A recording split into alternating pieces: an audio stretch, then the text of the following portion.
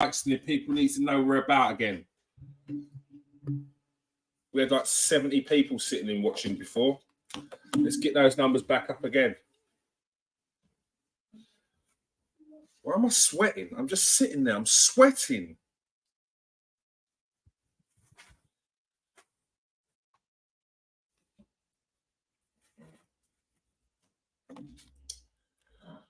Arsenal have a lot of work to do in this second half. If Everton carry on defending the way they have been, we need more from Bukayo Saka, more overlaps from Ben White. We need some willing runners up top. Eddie Nketiah needs to make a bit more of himself today. He's making life easy for the Everton defenders. Bukayo Saka on the right wing. What's he got for Braithwaite? Finds a gap. Odegaard. Braithwaite holds his hands up, says, I don't want none of this. But Braithwaite, good defending there, gets Martin Odegaard away from the goal. Ben White is looking for a gap. Saka's found the gap, has he? But no, again, very good defending from Everton there. Odegaard. Oh, good footwork. Zinchenko on the edge of the area. Is he going to go for the shot? He does. It hits an Everton player. Everton want to play it out of the box. Let's see how that works.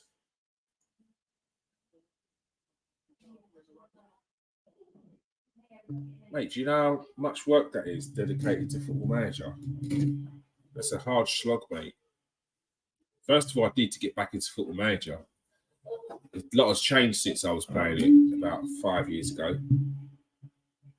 The tactics and training is fucking a day in itself. It's hard work. All Arsenal playing it out there, showing why David Raya is so highly regarded for his footwork. Good defending there by Gabriel. Wins his team a throw. Where's Travis? Travis, where is Travis? We've got people calling for you, Travis. Travis! Call! Send out the call. Send out the I'm gonna send out the call for Travis, like the backlight. Come on, Travis. Come on, Travis. We got you. Travis had a bad weekend, mate. Liverpool won, Tottenham won, Man United lost. Like Man City won. He's hurting. All right? He's hurting. That's all. You don't mean half of what he says, I don't think. But he's in pain right now. Thank you for make sure you smash that like. If you are watching on KS1 TV on YouTube, Everton hold their hands up, say no handball there. Zinchenko plays it out the wing to Trossard. Trossard, the assist king last season, gets the ball into the box, but no one there. Zinchenko again moves away from the Everton goal and back towards his own. Finds space, and Saliba is there. Benjamin White, a.k.a. Benny Blanco, scouring the field, doing what he does best, looking for some movement. Zinchenko sees the movement, but again, the final ball there, not good enough for Arsenal. This has been the story of today for Arsenal. The final ball, the final pass has not been on point, and they need it to be. With Everton defending so well, Everton defending deep. They are not giving up any space. It is watertight at the moment. And they're looking to hit Arsenal on a break. These are prime Sean Dyche tactics. Sit in for 60, 70 minutes, and then when everyone's tired and concentration levels might drop off, you go for the jugular. You start trying to score. Don't go too over the top, because we'll take a draw. But try and score. That is prime Burnley. Travis is back. Travis, we had people asking for you, mate. Look what you done. You got people asking for you. Where's Travis? Where's Travis? It's what people come to my stream for. The community. Who's in the team? Where's Travis? Let's go to Kieran's stream. Want to chat to Travis. Look what Travis is doing. Travis has got his own fan club. Trossard striding out of defence. Makes up about 40, 50 yards. It's Fabio Vieira. Says, come here. Passes back to Zinchenko. Zinchenko's looking for a space. Does he see any runners? Does he see any gaps there? Moves him infield to Declan Rice. Declan Rice to Bukayo Saka. Bukayo Saka on the wing. Is he going to go for the cross? No, pass it back to to Declan Rice. Declan Rice to Ben White. Saka crosses the ball in. Who's there? Trossard, a back post. Messing around there. Pickford, poor communication. Ashley Young has to take charge there and clears it off for a throw for Arsenal. First big chance Arsenal have had in this half. Nothing really clear cut, but Arsenal asking the questions of Everton's defence there. And with the pressure on for the first time in this game, probably, Everton didn't look too confident. Need Saka to have a shot on target. What did you have for dinner? Chicken and chips, mate. And it was fucking absolutely delicious. Chicken and chips. Chicken and chips. Bit of corn on the cob. It was a nice, simple dinner today. Nice and simple. Chicken and chips. Bosh. Bosh. What did you have for dinner? Nice, simple. Chicken and chips. Bosh. Bosh.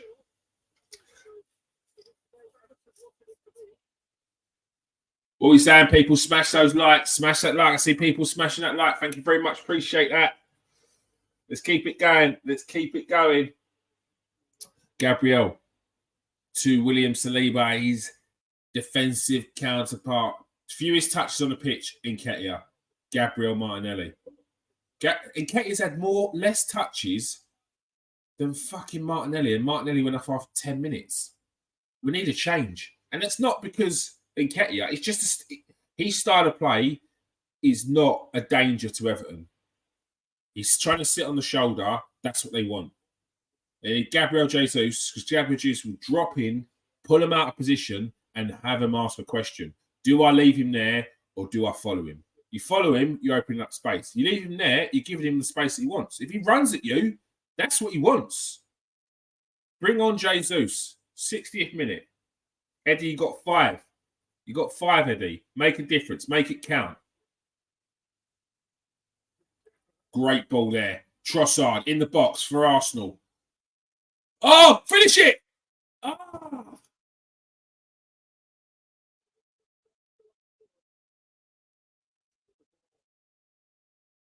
Great ball there. Lovely run. 0-0. Finn the goat. What are you saying? 0-0. Finn the goat. Don't spam. Don't spam, Finn. I read every single comment. Please, don't spam. I read every comment, man. Game is calling for Kai Havertz. Not often you hear that.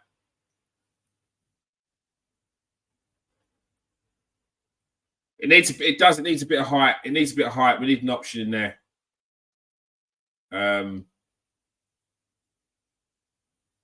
Yeah, we need more. We need more. Come on, get him warmed up. Get him warmed up.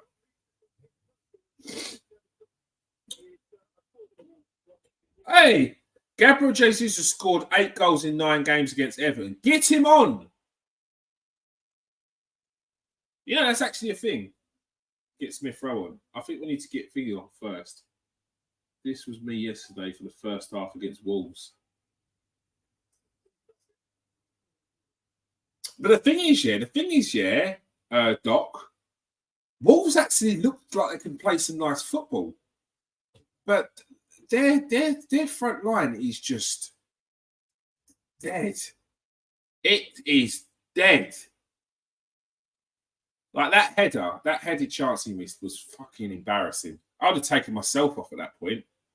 Horrible miss. He jumped about 5 minutes too early. I couldn't even understand what he was doing.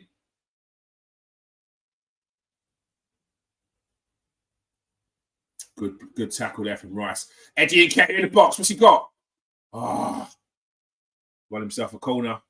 Can't knock that. Can't knock that.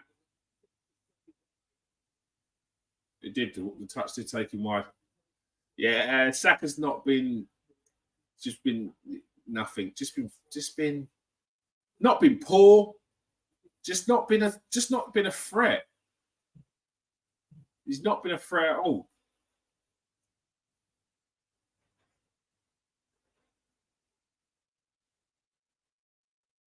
Saka with the corner. Floats it in. Oh, that's not a bad corner. Zinchenko. It's a corner. A corner again. Arsenal looking for the half volley. A scrappy, scrambly effort there for Eddie Nketiah. And Ben White also flung his leg at it. But the deflection took it off for another Arsenal corner.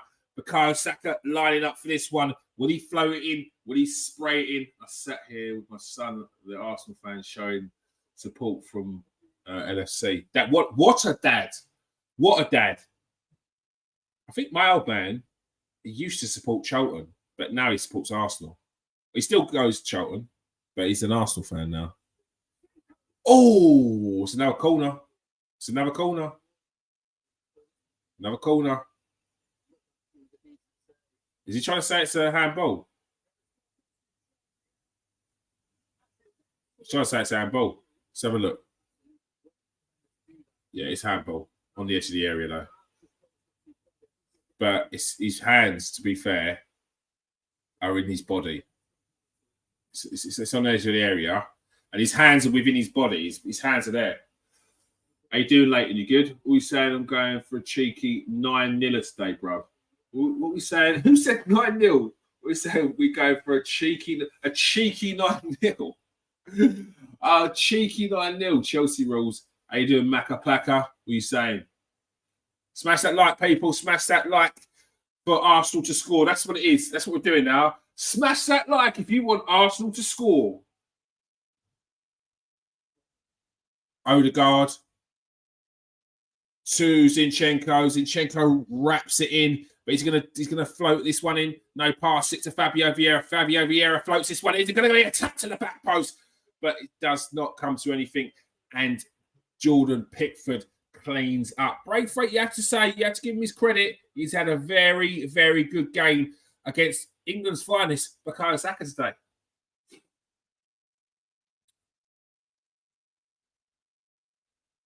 Come on, Arsenal. Come on, we can get a fucking goal. Come on, Arsenal. Fucking hell, stressed me out, this team.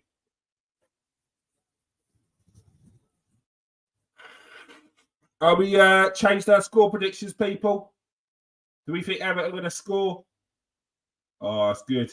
Good. Calm play there by the Rolls Royce that is William Saliba and David Raya.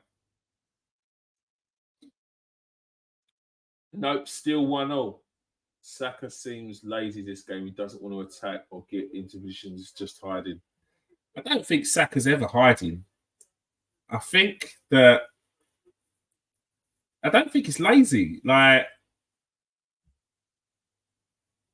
I just could never accuse Saka of being lazy.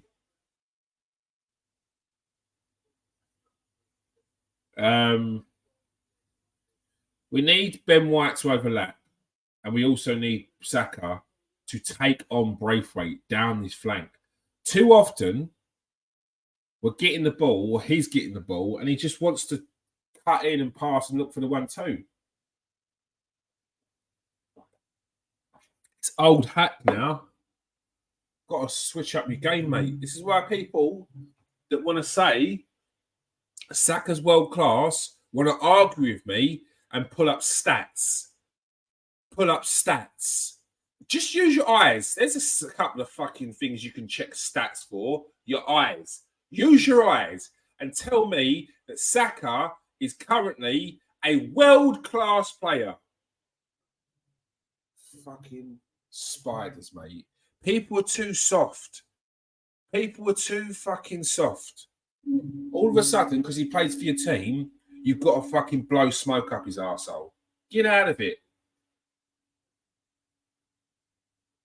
No, you mean I accidentally probably spat on my mic. I didn't dribble on my mic. I'm not a fucking retard, Ben. Come on, mate. Dribble on my mic.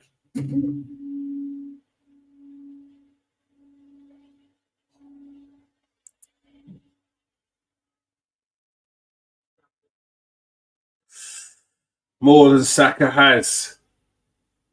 Oh, well, it's not that deep, Ben. It's not that deep. Who gives a fuck? This season we've started shocking. I can't say we've started shocking. I can't say we've started shocking. We've got the results. I'd say we've been patchy, or today we've just been. We've got to be able to beat this low block. We've got players in this team to fucking do that. We've got to be able to beat the low block. City going to breeze it again. I think people were too quick to TikTok rules. What TikTok rules? No, I didn't get no warning. What did I say? You have to tell me what I said. City going to breeze it again. I think people were too quick to try and make out the City had been had weakened. Like a City team that smashes the Premier League every season. To be weakened to the level where everyone else is, it's going to take some serious weakening. Some serious weakening.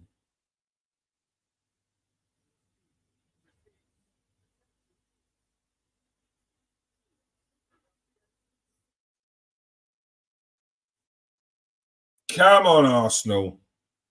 Come on, Arsenal. Sort it out. Oh, shut up, you jugged. Fucking James Tarkowski, mate. Just like, fuck off. Liverpool back their stuff as well.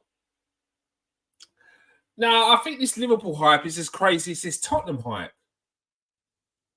Who the fuck have Liverpool played? Come on, let's have a look at who Liverpool played. Let's have a look who Liverpool played. Because this hype is mad about Liverpool. They played a shit Chelsea team, drew 1-1.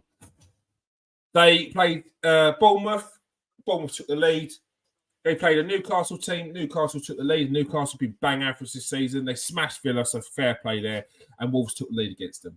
When they start playing teams who are decent, Brighton, Man City, Arsenal, when they play those teams, that's when I will talk about how Liverpool are doing this season. Up until now, yeah, they've done all right, but the hype's just too crazy. They've got no defensive midfielders. Liverpool got no defensive midfielders. This new City, yeah, Jeremy Doku is well known. Jeremy Doku is very well known on the youth level. One of the best youngsters in world football, actually. And his rise has been pretty fair. I think he started at Rennes. Then did they buy him off? No, he didn't start at Rennes. He started in Belgium, didn't he? And then went to Rennes. So I think he started at, was it Anderlecht? But yeah, Jeremy Doku is very well known in the youth team. I think he was nominated. Jeremy Doku was nominated for a Golden Boy Award a couple of seasons ago.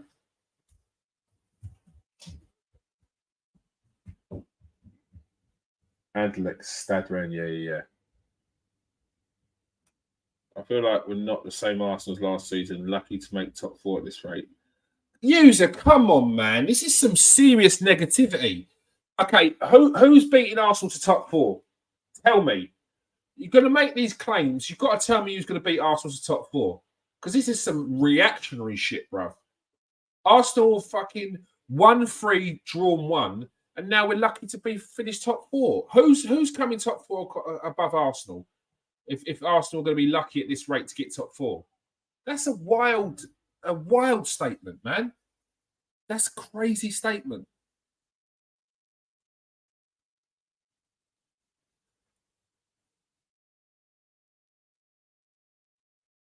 You're going to tell me that Man City, Brighton, Liverpool, Tottenham, fucking hell. Tottenham have had 4 games. They've played all shit teams. They played Man United, and they play Brentford. Man United this season are wank. Travis will tell you that. City, Liverpool will defo and Brighton. I knew you'd say that. That's crazy talk. Well, that still puts us top four. Even if. No, come on, man. To say that Arsenal this season are not playing the same as last season, I think you've missed the how we played at the start of the season. Because we weren't tearing up trees at the start of last season. We were beating teams 1-0. Oh! Shush! What? What did you say? Come on, Arsenal. Leandro Trossard. The difference maker. There we go. Have some faith. Have some patience. That's what I asked for. That's what we asked for. Let's not be reactionary this season, people. Arsenal, 4 games, 1-4. 5 games, 1-4, drawn 1. It's not the end of the world. Come on, Arsenal. Yeah, I'm streaming it. Bro. I'm 30 seconds behind. It's not that far off. Great finish there by Trossard. Like I said, 1-0. We will see. Did Martinelli's injury look bad? Giordano. No, it didn't. It didn't look bad, but you can never tell. He came back out. He's sitting with the players, so hopefully it's just precautionary. No, I don't agree. We were on fire last year. I don't agree. We were not on fire this stage last year. We were on fire by about 8 games in. We were on fire. But the first 5 games, I don't believe he was on fire. A well hard fought out win against Crystal Palace in our first game of the season.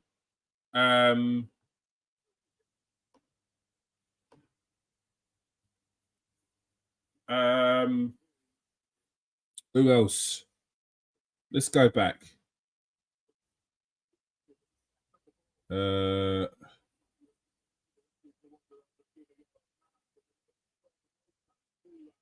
Okay, so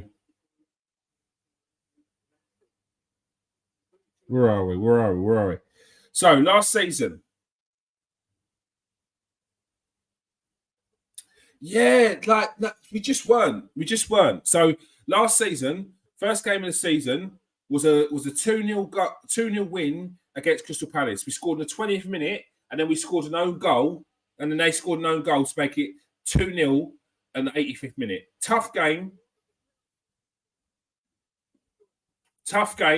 Yeah.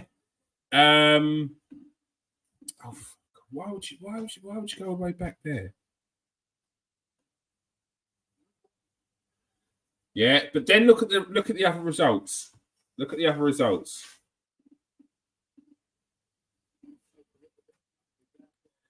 We beat Leicester City 4-2. Yeah. And Brighton 3-0, Bournemouth 3-0. We beat Fulham 2-1. And then we beat Aston Villa 2-1. We lost to Man United 3-1. Then Zurich. Then we went on a nice run.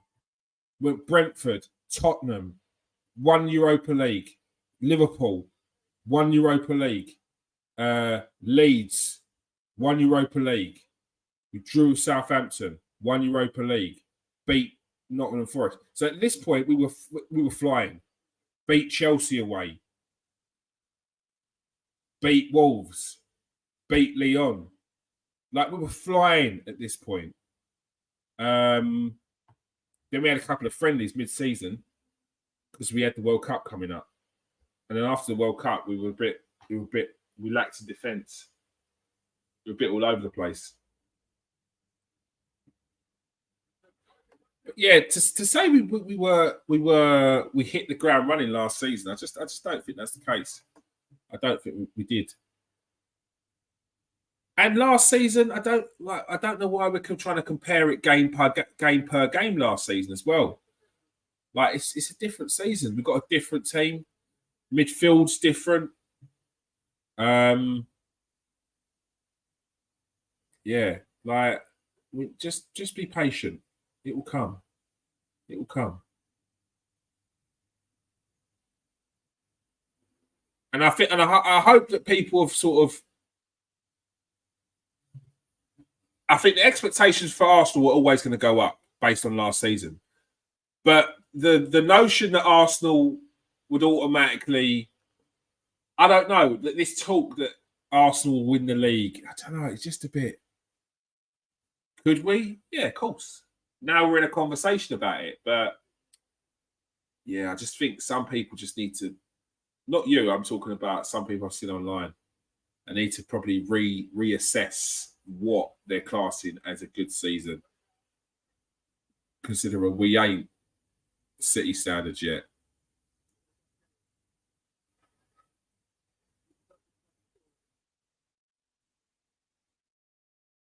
Well done there. That little touch made a difference. Declan Rice is the only one who looks like he knows what he's doing. He's been marshalling it. I think Zinchenko's looked all right. Zinchenko looks like he's trying to make things happen. A few nice balls in the box. I think there's going to be some changes soon, though. I think we might see Fabio Vieira come off. So Fabio Vieira has gone on that left, and looks like Trossard's gone in the middle. So maybe we'll see Kai Havertz or even Emil Smith-Rowe come on.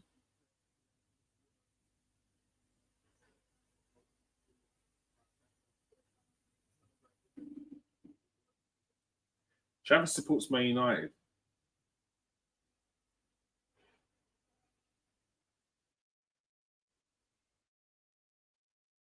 Travis, it's kind of what I was trying to say. It's kind of what I was trying to say. I think we need to reevaluate what a good season is. I think people might lose the plot for no reason. Gabriel Jesus 1-on-1. Oh, good defending, I think.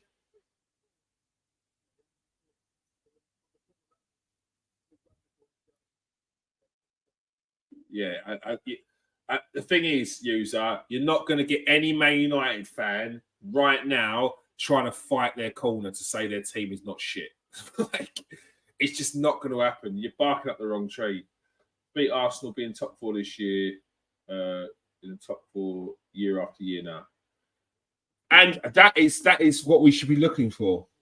And at the same time, looking to progress on last year, try and put more points on the board, try and not lose those games to teams that we should be beating. That's what I think we should be looking for. Good cup run, try and get into a final, win a cup, and see how we get on in the Champions League. But I'm hearing, like people going week by week, going, oh, fucking fuck the league up now. Like, fucking, what's going on, mate? What's going on? How are we expecting to win a league if we fucking can't even beat a Fulham team like? It's like, what? Yeah, Champions League this year. I'm expecting us like semi-finalish. Like, what? What are you talking about? Finish it!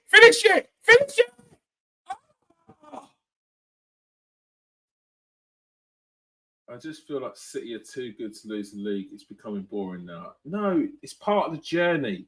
I just got the best striker cheering on the bench, though. No, he's not. You talking about Jesus? Bruv. I can't lie, user.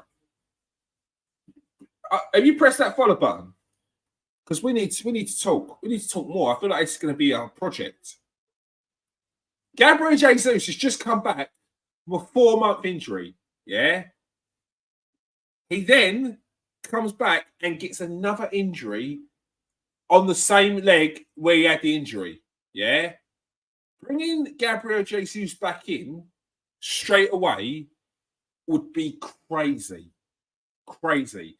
And for anyone that says stupid, dumbass comments like a couple of freaking dinosaurs, like if he's good enough to be on the bench, he's good enough to start.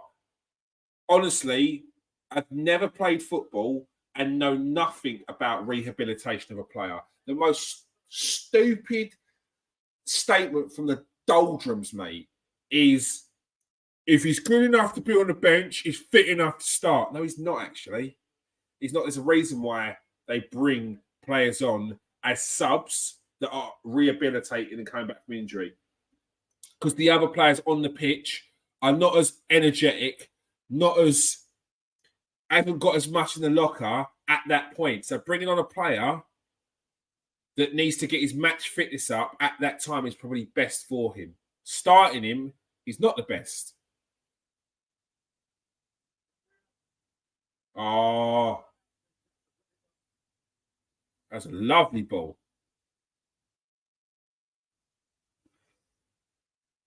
Yeah, we will see. We will see. What was your thoughts on Ben White when Arsenal signed Ben White, user? What were your thoughts on Granit Xhaka when Arteta insisted on him staying? What were your thoughts on Fabio Vieira last season? What were your thoughts on Gabriel when Timber came in? And I'd like to know your thoughts on all these players. Jossad's been fucking. That Vieira is still mid. I don't know about mid, mate. But this is my point. This is my point. That's your opinion on that. But there's Arsenal fans out there who will be beating Kai Havertz with a Fabio Vieira. Oh, why ain't Fabio Vieira starting? Because Kai Havertz is shit. It's like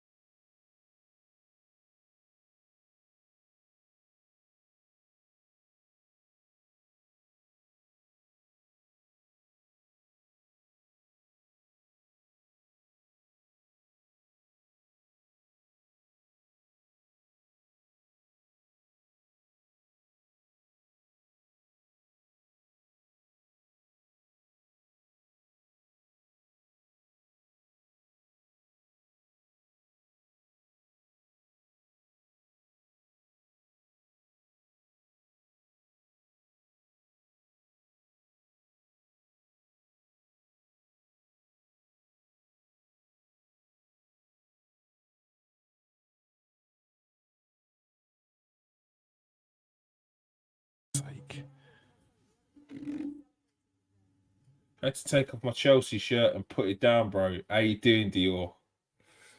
How you doing? Arsenal 1, Everton 0. Full time at Goodison Park. Arsenal take the win. Arsenal take the spoils. The 3 points. The monkey is off their back. It's used to taking the piss. I can't work it out. And he's not. He's not. I asked him if he was a bot earlier. Such a salty. You're so salty. Man United fans are so salty. So salty. All right, we're going to get straight into it. Now, all right, Andy, I had to ask him if he was a bot. I was like, I don't even know if you're even real, mate. I feel like someone's just typing in questions into ChatGPT and just throwing them into the chat. Because some of the stuff he was saying earlier was just wild. Like, crazy. Like, you know when you are having a debate or having a discussion with someone, yeah, and then they ignore what you said and then write their own piece, and it's like, that's not what I said. How are you arguing with that? I never said that. It's just confusing. Confusing? Andy, your club is in the bin, mate. I think certainly is part. This is what I mean. Arguing with Man United fans is no fun at the moment. So I don't even know why you're bothering, user. I don't know why you're bothering. Because Man United fans are just rolling over with their paws up. They're like that. White flags up. Do you know what I mean? They're getting into the boxing ring and standing in the other corner and fucking saying, mate, done. This geezer's done for. Man United fans don't want the smoke because they know they're not ready for it. There's no point. It's just bullying now. We surrendered. This is what I mean. It's not fun. It's not. In fact, I'm sitting next to United fans and we're having a chat. Look how many United fans are in my lives because they know this is a safe space for them.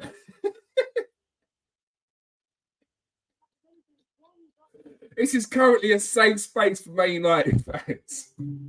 It's not even fun having a go at you because you just turn around and go, yeah, we're shit, mate. We're in the mud. Every week there's a new soap opera. There's more storylines than in EastEnders, mate. It's an absolute joke. We are back to our own team now.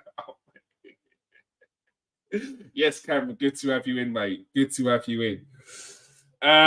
Yeah, it's what I mean. Look. Make sure you join us tomorrow. KS1 TV Live. I've got Garth on, big Man United fan. He's going to have his say about the more dramas that hit the news this week, the Anthony scandal, the interview, and we're going to be going through the top 100 players of all time list that came out the other day and picking that apart because I've seen some non-entries in there and I've seen some entries in there, and yeah, we definitely need to discuss. United chilling in 13th, lovely stuff. Chelsea currently sitting in 14th. When are Chelsea playing? Tonight or tomorrow? Chelsea are playing. Oh, they played. Oh, I didn't even see that score. I didn't even see that Chelsea drew 0-0 to Bournemouth. Oh, Chelsea fans, humble yourself.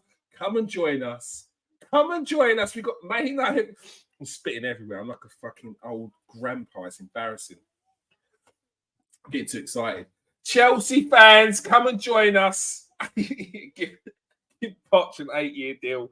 You got Mudryk on an 8-year deal, chilling in the reserves. You got Enzo Fernandez on an 8-year deal. He's absolutely screaming. He does not know what he's got himself into. We got Casado, 8-year deal. 8-year deal. Casado, 8 years.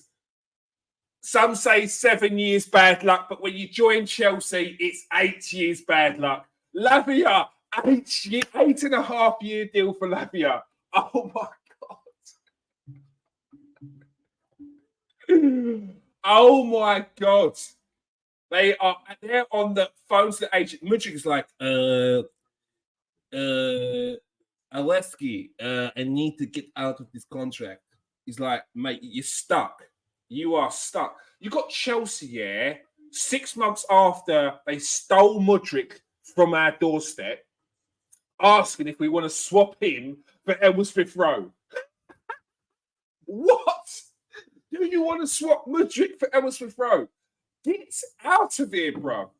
Get out of here. Oh my God. Exactly, Matt. Exactly. Oh my God. Oh my God. I can't believe it. Chelsea, nil. Bournemouth, nil. £1 billion. I should get onto the post-match reaction right now. But sorry, I'd say it's again. $1 billion dollars. Oh, 0-0 at Bournemouth. $1 billion. We're going to get onto that tomorrow as well. We're going to have to speak about Chelsea's £1 billion that they've spent. We're going to have to talk about Manchester United and their team absolutely falling to bits. 3-0 loss to Brighton at Hove Albion. And off the pitch is absolutely dreadful. Jadon Sancho flying away to New York, doing his thing.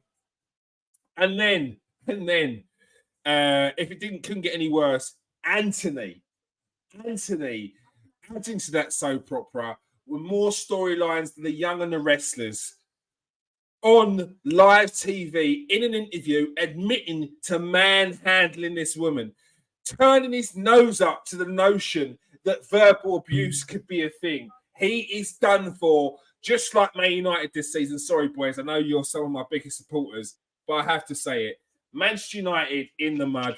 Arsenal with a 1-0 victory against Everton. I'm joined by Steve K on KS1 TV. Steve, it wasn't easy, but Arsenal got the 3 points in the end. Yeah, look, that was the main thing, wasn't it? It wasn't pretty, was it? You know, most of the game, it was a little bit of a hard watch. You know, plenty of sloppiness at times, but look, we like you said, you know, we got the 3 points. You know, before the game started, you know, everybody knows that, you know, when we go to Everton, you know, we always seem to have trouble playing them. We haven't won there in 5. So look, we've got that hoodoo off our back. I repeat again, it wasn't great in places. We do need to improve, but in the end, we got the 3 points, and that's all that matters at the end of the day. Yeah, it was all that matters. And look, you've got to give your credit to Everton. They didn't come out to get anything other than a point. They nearly got that. They stuck all 12 men behind the ball, including Sean Dyche just popping up. It was a joke at some points. Even on the 88th minute when they're 1-0 down, they wasn't even trying to hit us on the break just in case we got the second goal. But they defended very well. Braithwaite kept Saka out of the game. I would definitely like to see Ben White get down that flank a little bit more just to give the defenders something to think about. And Saka, I would like him to start taking on his defender because he's been probably average this season so far. Been very stop-starting in games when he has played all right, and some games he's been non-existent. So we've got to point that out. I've got a couple of people in the comment section at the moment. Seal, good to see you again. Our regular Frenchman. He's not French, I don't think. He's just got the most French name I've ever said. I thought the boys were unreal today between Saliba, Rice, and Gabriel. Everton didn't give a sniff. And look, you can see it from different ways. A lot of people see this and think 1-0 against Everton, didn't really create too many chances. What's going on with Arsenal? I see a lot of people quite negative actually on TikTok, basically saying that Arsenal will barely get top 4 if they carry on playing like this. But to see a comment like this, you're taking the positives out of it, that Arsenal defended very well in the situation. Thoughts on that one, Steve? Yeah. I mean, it's funny. We all see the game differently, but yeah. I mean, Everton didn't offer much to be truthful. I mean, our defenders, to be fair, didn't have much to do, and you know, when they was called upon, they pretty much pretty much did the job. I just feel we need to stop this sloppiness. At the back. Rice, Saliba, and Gabriel, the players that were mentioned there. Yeah, they all had solid games. I thought Saliba was particularly good. Yeah, I don't know about you, Kia. I mean, watching the game, it's the sloppiness that worries me sometimes. I mean, Rice gave the ball away on a few occasions. So did Gabriel, and I wish we wouldn't do that. I don't know if anybody see the Brighton game against Manchester United yesterday, and I was like, my word. I mean, watching Brighton pass that ball away, they never give the ball away. It's absolutely crazy. I think they're the best football. I really watched a lot of football over my lifetime, and I really think like that team's one of the best football sides I've ever seen. In the Premier League, they're incredible the way they pass the ball around, and they don't lose it either. So I wish we would do that. But it was a good performance, not an horrible performance. I think just a solid one. Yeah, I think it was sorry. It was a tough game. It was never going to be easy. And look, if you look at our results, there's a reason why we haven't beaten Everton away from home since 2017, since Arsene Wenger was there, which is a crazy stat. And I think we should probably look at this game and actually take the result and think to ourselves, Everton's a tough team to beat away from home. No matter what you think, it's a tough ground. The fans are on top of you. And it's a good 3 points. Travis says, Mr. K, do you think Everton should have had a pen in the first half? No, it was a dive. He died. I don't think it was a pen. It was a blatant dive. You could see he pulled his body out of the way, and he tried to dive over his foot. So, yeah, no, not for me. All right, Saliba pulled his leg back. There's no pen if exactly. Yeah.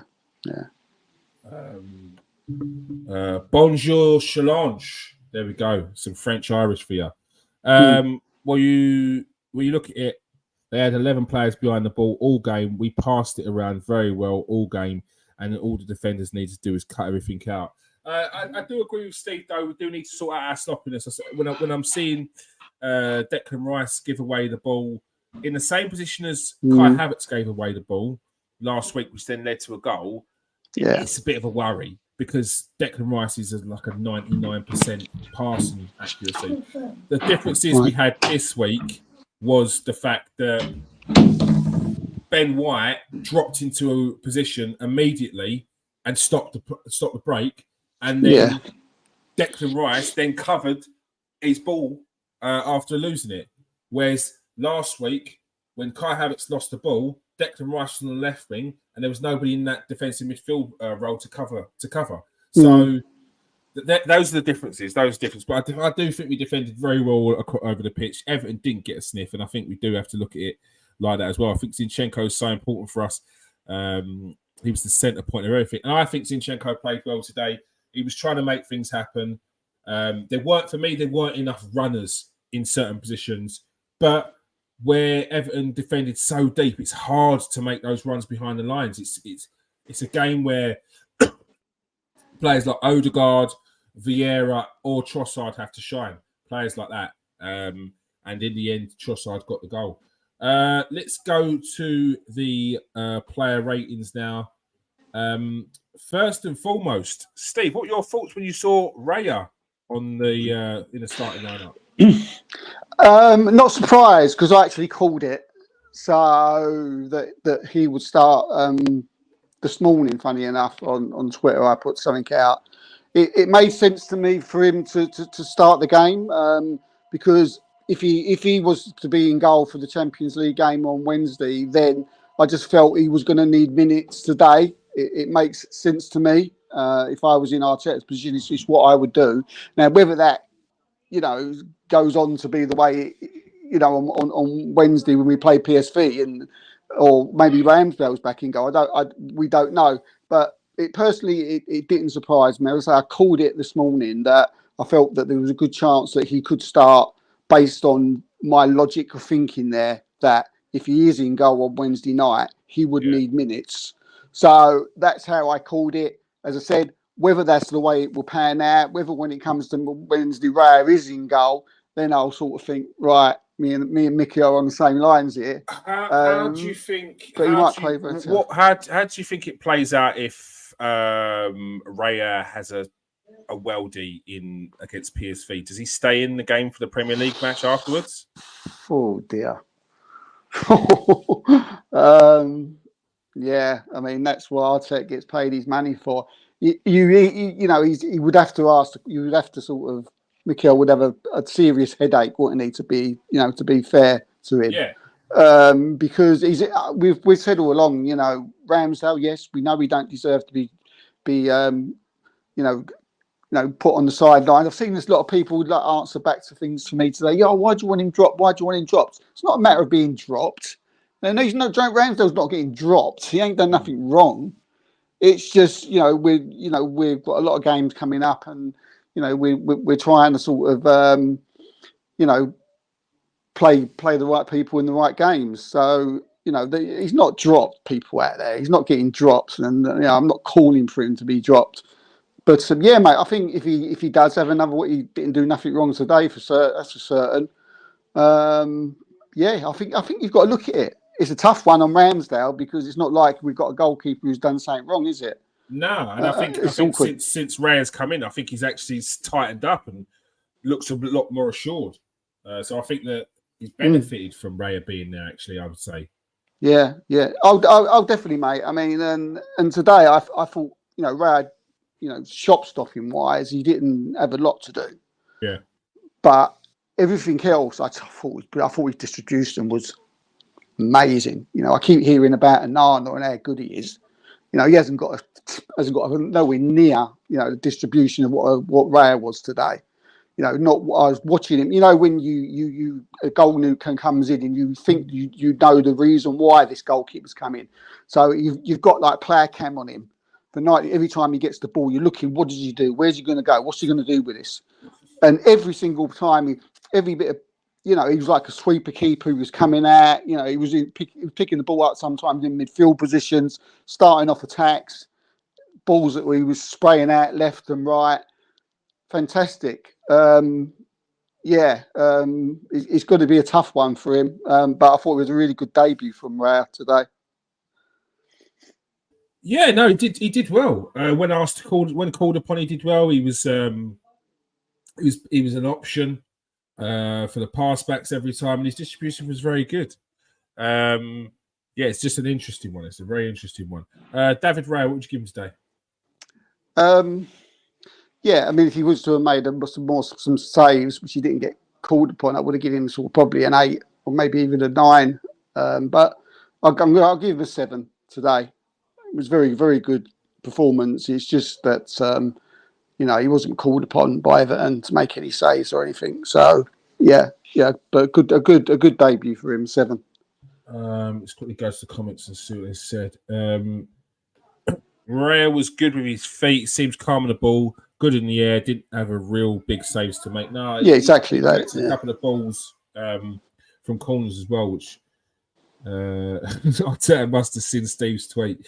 He chased it all around.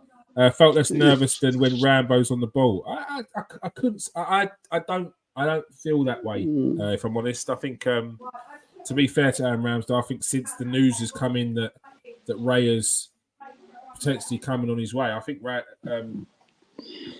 Ramsdale's looks more assured week by week. If I'm honest. Yeah. William Saliba. Yeah, I thought Saliba was good today. Again, very solid, very good on the ball. Loved the way he just shepherded. Was it Danjuma off the ball, or was it Beto when he sort of give him like 5-yard start? He just sort of shepherded him out. Big, strong. But again, Everton never offered nothing for us defenders to deal with. To be fair, and he was solid. He was good on the ball. He played the ball out. I don't remember him making any mistakes or loose balls. So again, I'll give him a 7. 7 for William Saliba, our resident Rolls Royce, as Zinchenko said. Gabriel Magalhaes. Yeah, again the same. Very, very, very solid. Good game. Again, without being guilty of repeating myself. he didn't have much to do the whole game. Tired towards the end, looked very tired. Started, again, not that he was not putting him down for it, but did give a couple of sloppy balls away towards the end. But I'm good upon putting that down to tiredness. But, the rest of the game, I thought he was excellent. Steady 6 for Gabriel. But, good game. Good game. All right, Gabriel gets a 6 from Steve.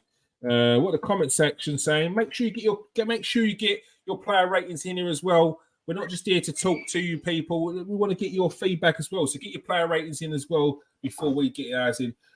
Simon says, touch your nose. He says, I want Raya in goal against Tottenham. I feel more calm and relaxed with him playing out of the back and between the sticks. Nothing against Aaron. I feel like we need Rambo in a game like Spurs. A game like that brings the best out of him. I think there's both fair points there. I think it's easy to point out how you feel about a goalkeeper when you've only seen them for one game. I think you can have more of a say on how you feel about Raya after he plays 10 games for Arsenal. Because let's not forget that when Ramsdale came in and we moved Leno out, Ramsdale was an absolute breath of fresh air. I think of the games where he was man of the match. I think he was player of the month for like 2 or 3 months in that season. Games against Leicester where he was man of the match, where he essentially single-handedly won us the game with some outstanding saves, especially that double save against James Maddison. So, yes, Arsenal fans love new shiny toys, but I would just pause on the David Raya loving and just wait until we see him in, especially some tougher games. He didn't have anything to do against Everton today, but what he did do, he did very well with his feet and in his commanded area. But when we see David Raya in a big game, when the pressure's on, that's when we can really have our opinion on him. I think you're right. I think you're right. What you said, Keys, when you said like the two comments from Simon and is it Cal? Both right. None of them are wrong. I don't think. With what Simon said, I do agree. For some reason, he does give you that air of confidence when he's on the ball, and it was like sometimes when a ball was kicked over the top, I knew he was going to be there. It was crazy. I mean, I know we've only seen him once, but you just, for some reason, I think, this ball's gone over the top. Raya's going to scoop this up somewhere. He's going to be in the midfield or pick it up, like doing his sweeper keeper job. And he did, and he was there. So I get that. I hear that. But I also hear the fact against Spurs, you just feel that that's the game for Raya. For Ramsdale. That he deserves to be in that goal, and it's his type of match. So I agree with what you said. I agree with both comments. Yeah, I genuinely think it'd be asked to drop Rambo after he's not done anything wrong this season. I think with Leno, when Ramsdale was coming in for Leno, we could see Leno's shortcomings. He dwells too much on the ball before he makes the decision to pass it out, and we were turning into a team that needed quick releases and good passes on those quick releases. He was making silly mistakes in terms of, like, he was making rash decisions. The Wolves games comes to mind where he came out and handballed the ball well out of the area, and just he's in general his goalkeeping wasn't up to scratch. No, Ramsdale I can't say has been like that. Yes, people can point out maybe nervousness in some games, especially when it started getting to the business end of the season last season.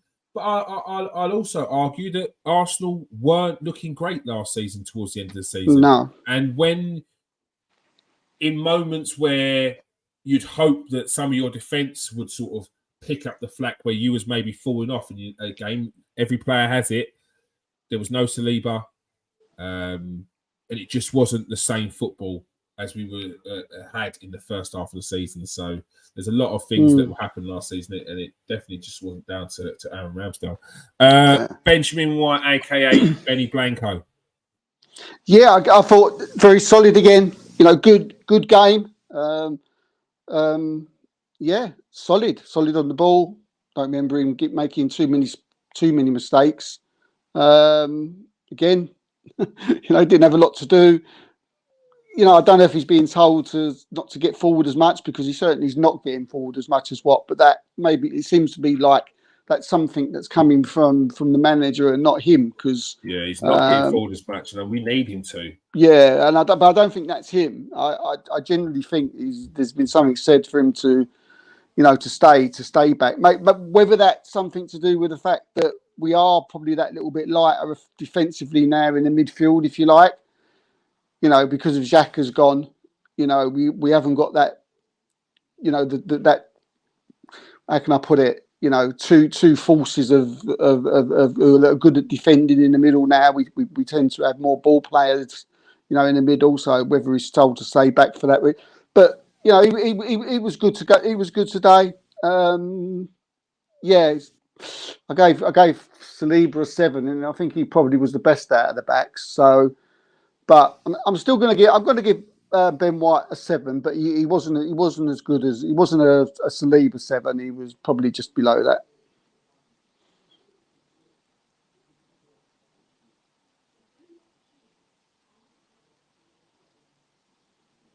Oh, let's do that. Zinchenko. Yeah, Zinchenko. Yeah, I've seen him get a lot of plaudits after the game, but I thought he. Yeah, I got to say, I see it. I thought he was poor the first half. Didn't think it was great. It was a little bit. It was like a bag of rebels, today. Zinchenko, you just didn't know what you was going to get. 1 minute it was bad, next minute it was good, next minute it was bad, and it was all right. And yeah. So that was more or less his first half performance. The way it was, he's just a little bit sloppy. Then again, he was playing some good balls through, some good interceptions at time. But I thought the first half he really come into his own, and he was a lot better. Started to get further up the pitch. Zinchenko's better when he's further up the pitch, and when he's attacking. For me, he's we've said it many a times. He ain't the greatest of defenders. And he needs to be covered, I think, a lot. And again, it goes back to the being surprised when that we sold Tierney. I can't work that. But when Tomiyasu come on, we seemed a lot more assured defensively. But Zinchenko, yeah, based on his second half performance, which I thought he was actually excellent. Sorry. I'll again. I'm going to sort of give him a pass on the first half performance at point. So, yeah, I'm still going to give him 7 because I thought he was really good the second half. 7 for Zinchenko, was that 6? I've got to give him. It was a 6 on his first half performance, I think, but I think he improved so much in the second half that I'll put it up to a 7. I think with Zinchenko, the thing for me is there weren't too many people. I mean, I'm sure you were, but it didn't feel like there were too many people trying to make it happen in that game in the first half. Yeah. And even the second half, it was like later on we were trying to push for it, but it was just like we need someone to try and make something happen, to try and do something. And at least he was trying to put the ball in the box. Couple of nice tidy balls to people's feet, or just trying to put it in the right spaces. But I do agree. Once he was getting more forward, he was a lot more effective. It's just we look more assured with him in the team. Yeah. By playing Thomas Partey as the inverted position, for me it wasn't working, and we scraped through games. Today, Everton didn't look like scoring at any point. No. They had nothing today. Declan Rice. Yeah, I mean, look, we've already, again, another one who did some fantastic things today. First and second half, overall, another really good performance from Declan Rice. But I have to call it how it is. He was sloppy at times today. There's no getting away from that. There was a couple of times when. Against a better team, we could have got caught out because we was pushing up pushing forward, especially the second half as well. We're going forward, pushing forward, and everybody's like getting further up the pitch, and we can't afford to be giving the ball away. And I think he did a couple of times the second half, but taking those 2 sloppy balls away that could have cost us against a better side. To be honest, he was excellent again. He's turn of pace, getting back, getting his foot in, pinging off, starting the play, and was fantastic. So yeah, a little bit sloppy at times. Got a, but we'll, we're not going to sort of, call him out too much about that. It happens. But I'm still going to give Declan a 7. All right, Declan Rice gets a 7 from Steve. Simon says Zinchenko's the best left back in the Premier League. The way the guy controls the game and the tempo from left back and coming into midfield is frightening. Everything today went through him. What's up? How you doing, Russ? And how you doing? Do your MMA? Good to see you lot in there. Get your questions in for Steve as well. Sorry, Declan Rice giving a 7, yeah? Yeah. Declan Rice gets a 7 from Steve. Martin Odegaard. Yeah, I thought Martin Odegaard was really good today. I thought, again, we say every week, his work rate, he's was unreal. The way he gets about the pitch. I thought his passing was excellent. I don't remember one of the players. I don't remember giving the ball away today. I mean, he was getting a lot of stick from the midfielders in Everton. They was trying to nick the ball off him a few times. They was trying to kick his ankles, but he was skipping over him, laying the ball off. Could have done a little bit more, with his, offensive play, but I still think, he was unlucky. Cut inside, could have scored, decent shot. He hit straight at Pickford. Another day, he would have put that in the corner. So again, yeah, I thought it was a good performance from Martin Odegaard today. Good captain's performance. A 7. We just need to. When we're playing teams like Everton, we need to be a little bit more, a little bit more potent up front. Because since the season started, I don't think we've been that. And Martin, who's been fantastic in fits and starts and done some great things, scored a couple of great goals. I still feel that he maybe needs to sort of open up defences more. But yeah, that's not just down to him. That's down to a collective thing. But yeah, I'll give him a 7. 7 for Odegaard. Vaughan is asking if you can swap Jackson for Rice. Who's Jackson? Exactly. No one even knows who your striker is. No one's ever heard of him, Vaughan. No Chelsea Jackson. Strikers. Is that what we're talking about? Chelsea Jackson? Michael Jackson? I don't know. Is there any other Jacksons? Might as well be Michael Jackson, mate. Jack Nicholas? I don't know. I'm assuming you mean. I can't think who you mean, mate. Yeah, he does. He means Jackson from Chelsea. But no, Chelsea are in the market for doing a lot of swaps at the moment, and Arsenal are not interested. We don't want Mudryk. He had his chance to come. He didn't. Yeah, and then you want to swap him for Emil Smith Rowe. We don't want to hear that. We don't want that. And now you want to try and swap Jackson for Rice. Not going to happen. Not going to happen. Yeah. No chance, mate. No chance. Bukayo Saka. Yeah. I mean, obviously, good, nice little ball through to Trossard for the goal. He did, but I thought he was poor. But to be fair, is it poor? Is that harsh? It may be. He always tries Bukayo Saka. I don't know. I think you could more say that Mykolenko really sort of seems to have like the Indian sign over him. I think every time he seems to play against Saka, he always seems to get the better of him.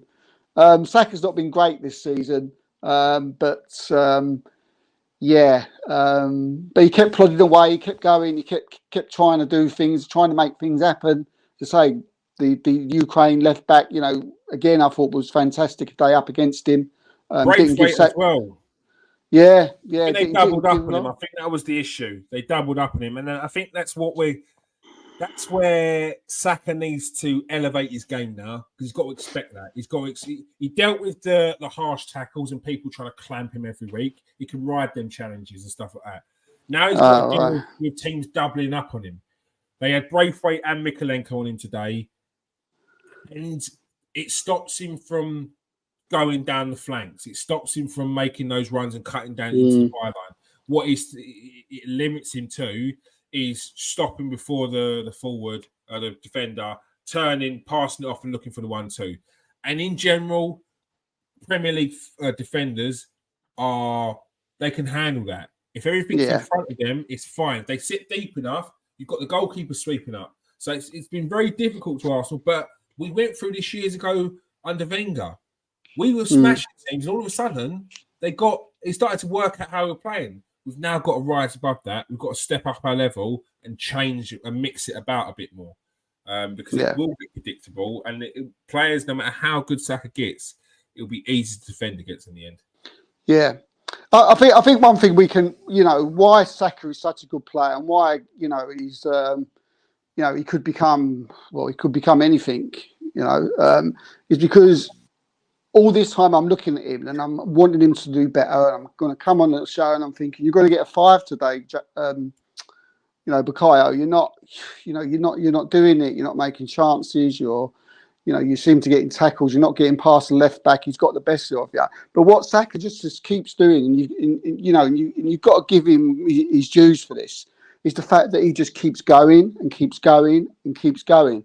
And if you're Mikalenko tonight, you're getting to the middle of the 20 minutes to go before the end of the game, and you're Mr. Big Bollocks, aren't you? Mr. Lenko, he's going, I've got Saka, I've got him again in my pocket. But he just keeps going, and in the end, he pops up with that little shimmy, that little 1-2. He gets inside Mikalenko, plays the ball into Trossard, bosh, and now Mikalenko's going, shit, my day's ruined. He's ruined my day again, and that's what Saka does. He ruins people's days, and that's what good players do.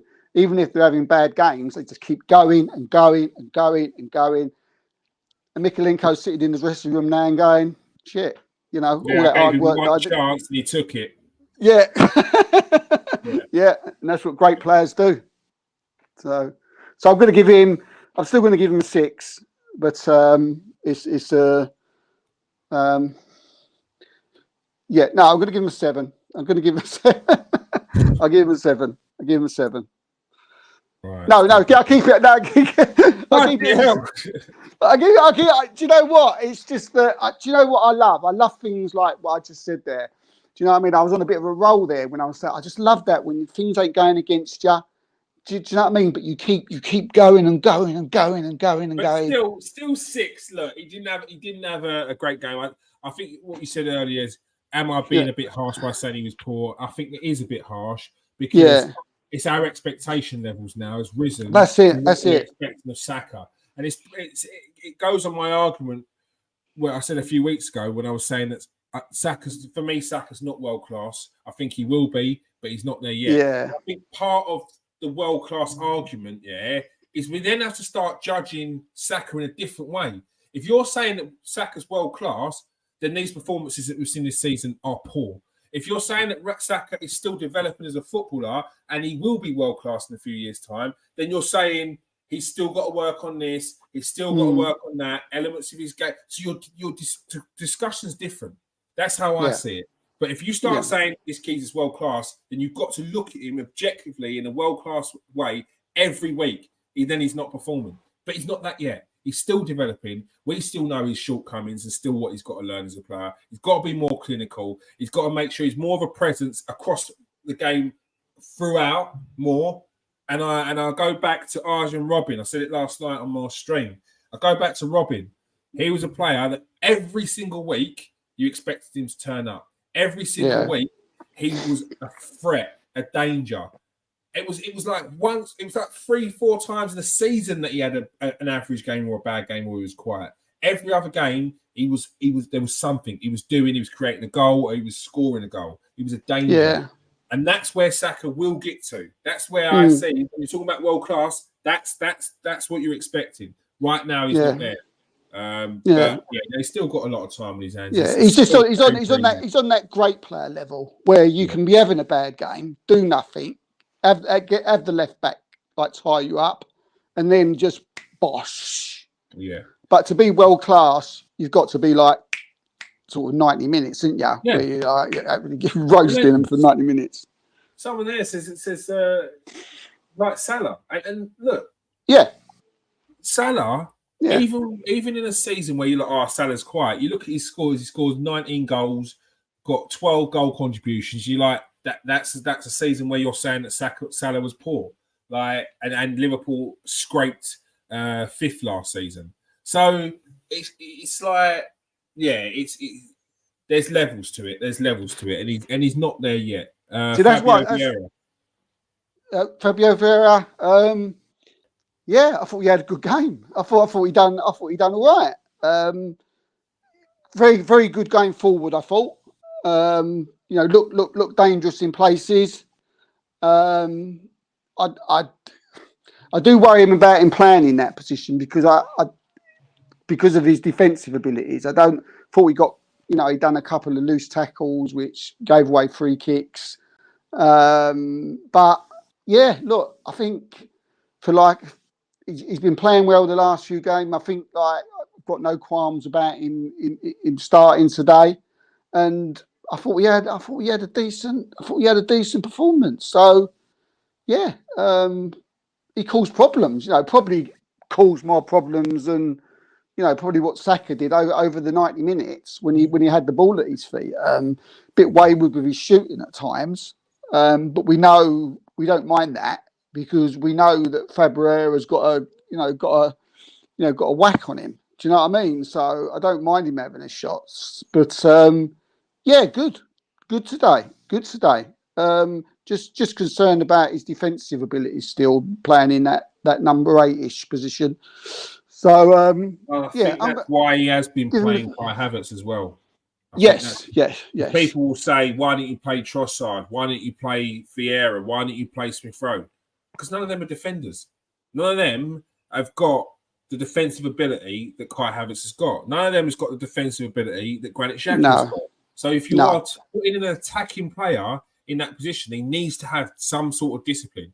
And they haven't got the same discipline as Kai Havertz has had in those positions. That's why people are pointing out the fact that he's won the most aerial duels, the most this, the most that, the most interceptions from an attacking player, or whatever it is. That's why people are pointing those things out, because they're really important to his game as well. Yeah. So, what would you give Vieira? I give him a 7 today. Thought he did all right. And he nearly got an assist as well for the disallowed goal from Martinelli. It was a lovely weighted ball through. Yeah. Just for Nketiah Hill that was offside. I thought they were changing the rules on that. If a player runs from an offside position onto an onside position and then gets the ball, I thought the rules had changed. I thought they were changing those rules. I always thought that if the ball touched an opposition player and it went through to for instance today an Arsenal player, I thought that was it, and I thought that was the goal. I mean, they tightened to talking about, but it was because his foot wasn't. He didn't mean to pass it backwards towards. Since when is it that? This is what they were saying on Sky Sports at half time. That the guy wasn't like when it was hit the Everton defender, that he wasn't meaning to sort of put it in that direction. Yeah, I don't think it don't matter. When's that rule come up? It was purely the fact that if an Everton player had passed the ball and it had been deflected and Eddie Nketiah was in that offside position, the goal would have counted because it was an Everton player that played it. The ball was played by an Arsenal player onto an Everton player, and Eddie Nketiah wasn't in an offside position from there. Therefore, it's deemed offside. However, I thought they were changing the rules so that a player, if he's not impactful, if he runs from an offside position but onto an onside position when he gets the ball, I'm going to have to look into the rule. There is something changing, but I think it might be changing next season. Yeah, I think I'm but changing it. even so, the Sky Sports conversation just don't it make sense because it's like it's like an handball situation when you say, well, he never meant to handball it. Well, no Yeah, one means to handball it. Do you know what I mean? No one, unless you're in on the goal line and you want to try and save it yourself, and because that's the only way you can stop the ball from going in. And no one means to handball it, but it's still a penalty. yeah. So what they're saying is this geezer never meant to put it into that area that it's offside. I don't. As I say, like it's a bit baffling to me, but yeah, maybe it's a new rule. I don't know. Hold on. Here's the new rule. A new law states that a player who's clearly offside should not become onside on every occasion when an opponent moves and touches the ball. This means that it's no longer a guarantee that a player will be deemed onside if the ball is touched on an opponent before him. Oh, I see. So what happened there today?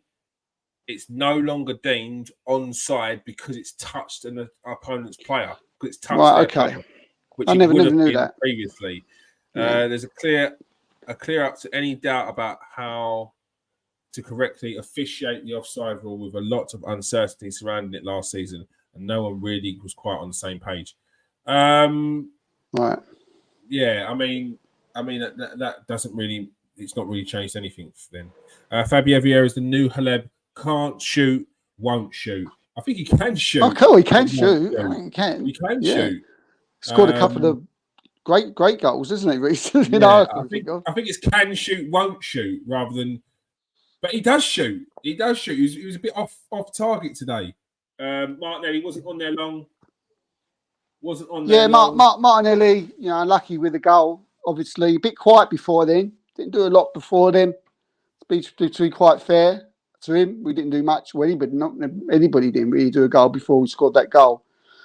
But yeah, look, this give him. He put the ball away well. So I give him a 6. Just give him a 6. Let's hope he's all right. So let's hope he's not too badly injured. Have you heard anything on it? No, not at all. He was sitting, weren't he? He wasn't He came didn't back go out, down the which is tunnel. a good sign usually. Yeah, Yeah. Eddie Nketiah. Yeah. Look, I love Eddie, but I didn't think it was his greatest game today. To be honest with you, I thought he found it hard to get. I thought right from the off. I thought Eddie's up for this today. He made a couple. He was making a couple of runs. He made a good little flick onto someone into the Everton penalty area for someone to run onto. That was unlucky. But then after that, I just didn't even know he was on the pitch. He was non-existent. He was like, I didn't even notice him. I don't remember how many shots. He was like, just wasn't getting into the game at all. Whether you can, maybe that was because, Martinelli had gone off the pitch. He obviously wasn't feeding him at all. Odegaard, I've already mentioned that I feel he needs to sort of, start to sort of pick out a few balls more than what he has. And Saka, we've already mentioned there, had an off game as well today. So all those little things could, come into fruition when we say that Eddie wasn't great today. But look, everybody has a bad game. Going to Everton, their defenders can tie you up, can't they? There's millions and millions of better players, probably world-class players that have gone to Everton and had bad games. It's that type of stadium, isn't it? So no, just like, nothing against Eddie on this. But yeah, poor, not poor, but he just couldn't get in the game today. He did try. I give him a 5. I don't think it was a game for Eddie. He's a player that likes to sit on the shoulder of the last man, will drop into space and drop a little bit deeper and try and spin off and look for the 1-2s. And he's a very classic kind of striker.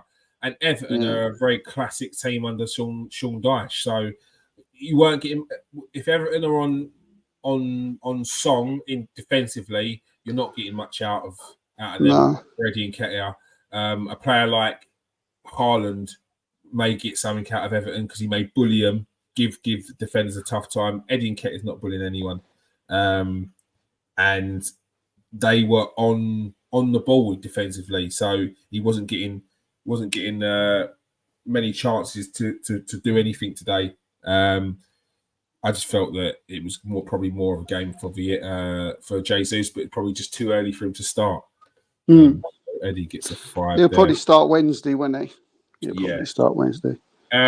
Leandro Trossard with the winner.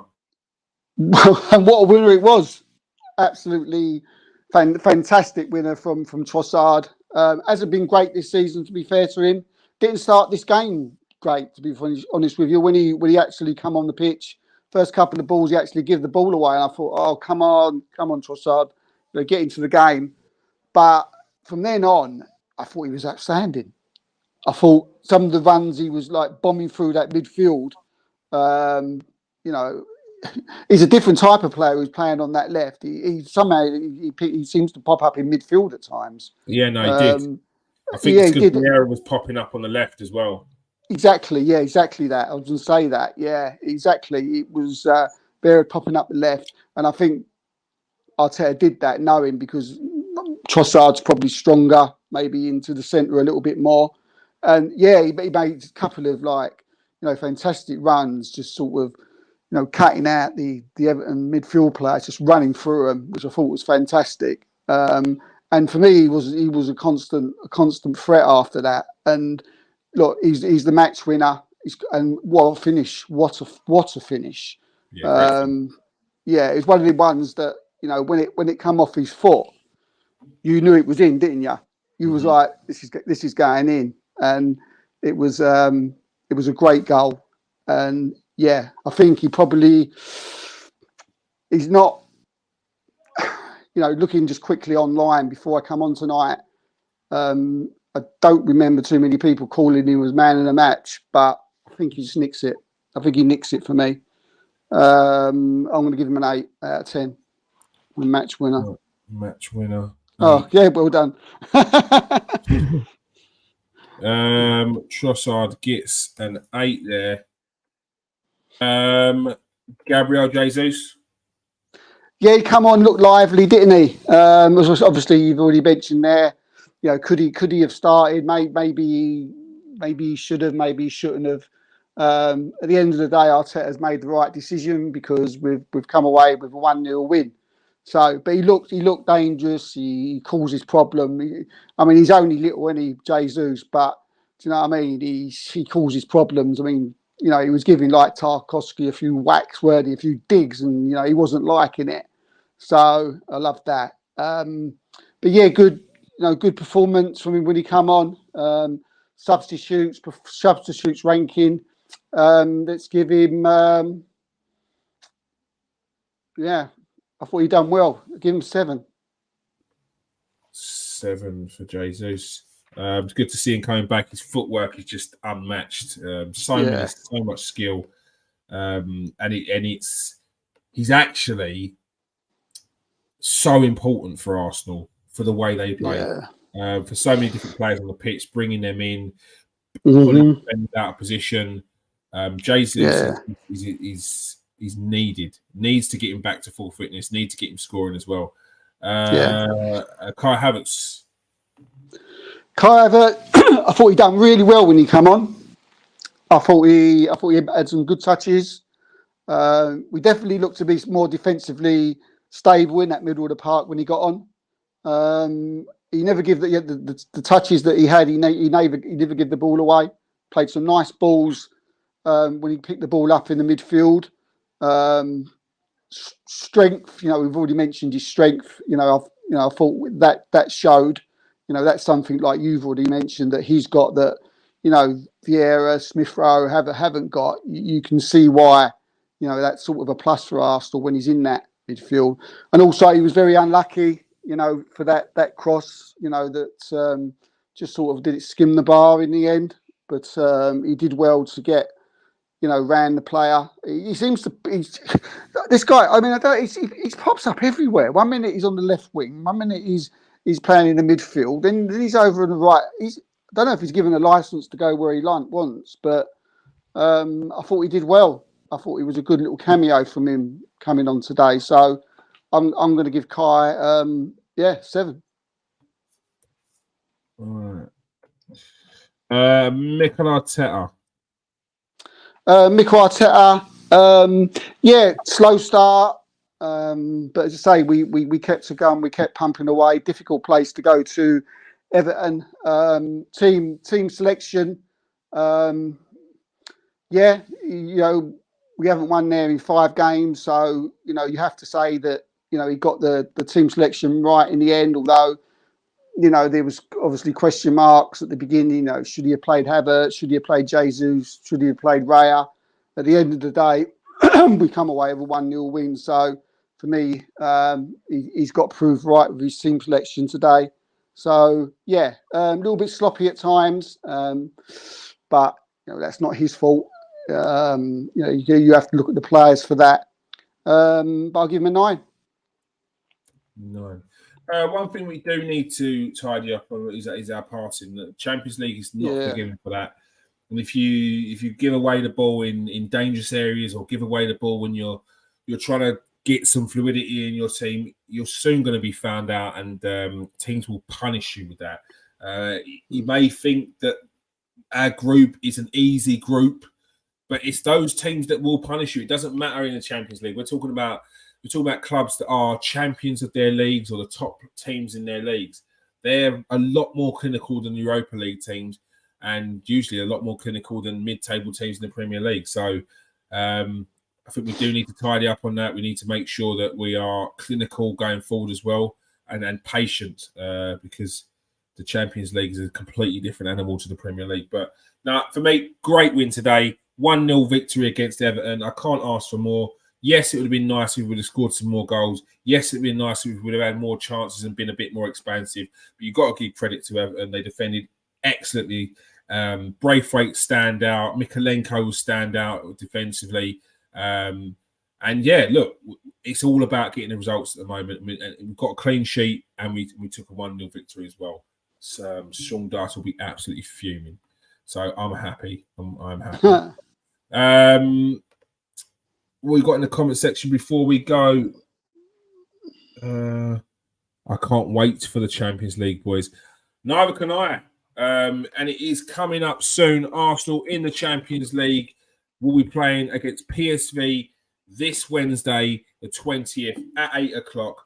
I will be doing a watch along for that one. I can't not. First time back in the Champions League in 7 years. Got to be doing a watch along. Make sure you join us on Tuesday night at 8 o'clock for the Arsenal show. We'll be doing a pre-match preview of the Champions League tie against PSV on Tuesday as well, and going over the Everton game and any other news for Arsenal. Thank you for joining us today. Thank you for joining us, Steve. Welcome, mate. Cheers. Pleasure. No worries. Make sure you go and follow Steve at, there we go, at KS, at Steve AFC 71 and Steve KKS1 TV, I think it is, isn't it? That's it, yeah. Thank you for joining us today, Russ, MMA Dior, Mr. K, CL, Simon, and Travis, and Garth. Peace out, people. Stay safe and wash your hands.